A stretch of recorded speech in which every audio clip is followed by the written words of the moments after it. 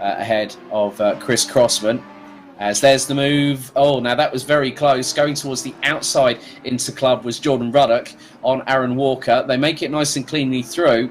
But I think Ruddock was looking at the switchback there on the second part, and it's a second gear corner. You're entering it in about 50 miles an hour, and you're exiting it at about 65. You're going up through third. You're putting the power down. You're trying to get the run on the opposition as they go through Abbey and Farm Curve. And now into Village, and it's a tight right-hander here. Second gear, taking around 60 miles an hour, minding out for the sausage curves. Then it's a left again at the loop. Slowest part on the circuit. First gear, all the way down the gearbox, and it's around 45, 50 miles an hour. But then they start accelerating onto the Wellington Straight here, Steve, and they're building, and they're already exiting at around 110, and they're going to break from around 150 miles an hour in fifth, back down to second. So it's a lot. Oh, no, that's not what you want. Oh, Ruddock goes into the back bumper of Walker, and they both lose out, and that gives an opportunity to both Dupe and Martin Pilkington there. That was not what you wanted. I think Jordan Ruddock just had a bit too much of outbraking going into Brooklands, and that put him and Walker on the back foot, so to speak. Yeah, I was just going to say on the lead up to that, they were showing great trust in each other, and it was getting very, very close. Under some pressure now. But Giotto, obviously his first time racing with us, and he's taking some big scalps at the moment. He's really impressing this evening.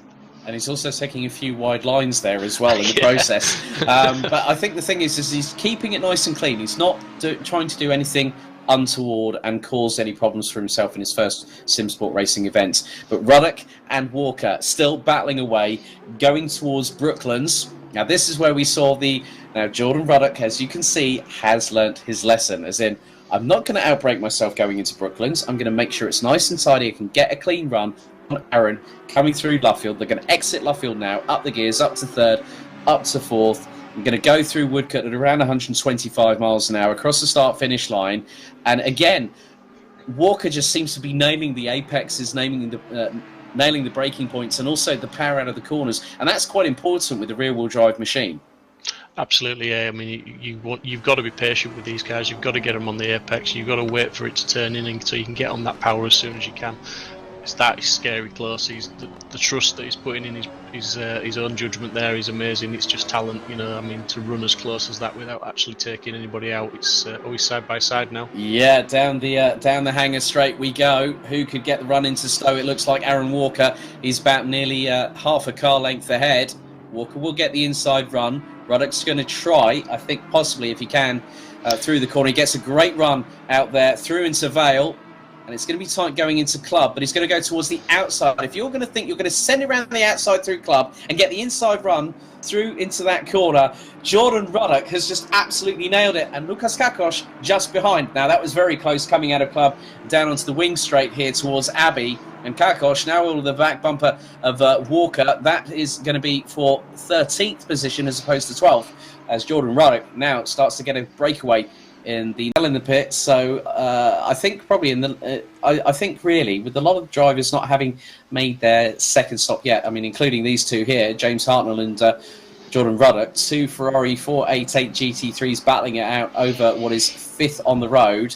And Ruddock has really, after his initial contretemps, let's say, between him and Aaron Walker, has really come good. 41 minutes exactly on the clock remaining.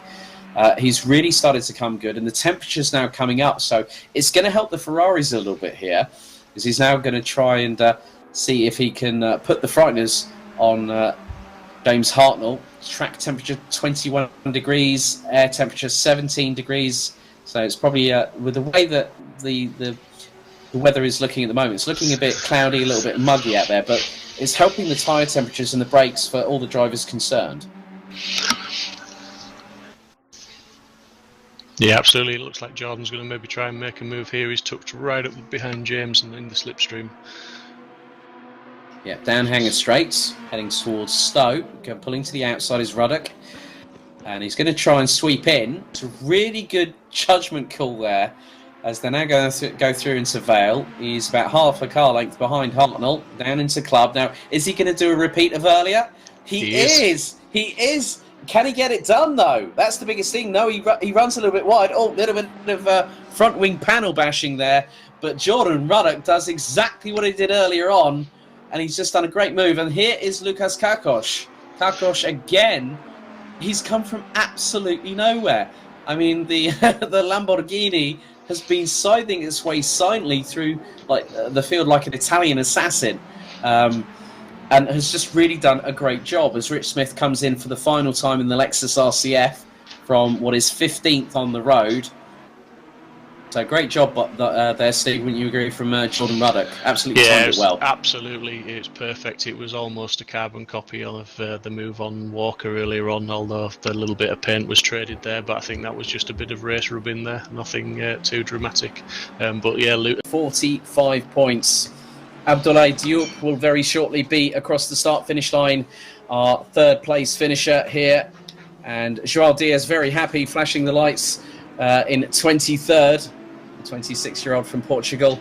So it looks like James Hartnell and Nicolas Girato will round out the top 5. Great job by Girato. First performance in SIMSPORT Racing ACC Season 3, rounding out the top 5 in the 39 Aston Martin. We'll speak of the devil, and they do appear. Here is the R Motorsport car.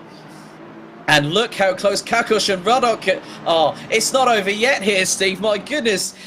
Kakos is fighting for 5th place. Ruddock looks to try and take advantage. Kakos on the inside, into Brooklands for the final time. Kakos might get the move done, or does he? Let's see. Oh, that's close. A little bit of rubbing. Girato runs wide. Kakos to the outside. Ruddock to the outside on Luffield.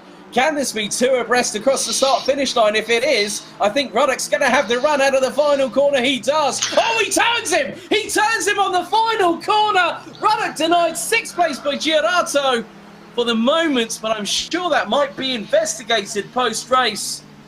Well, but Lukas Kakos. Oh, heart in the mouth, defibrillator on standby. Girato turns around Ruddock on the final corner at Woodcote. Oh my goodness, here's Dave Hedges rounding out the top 10 behind Stephen Haley and Gavin Utley. And Gavin now picks up 48 points for his troubles.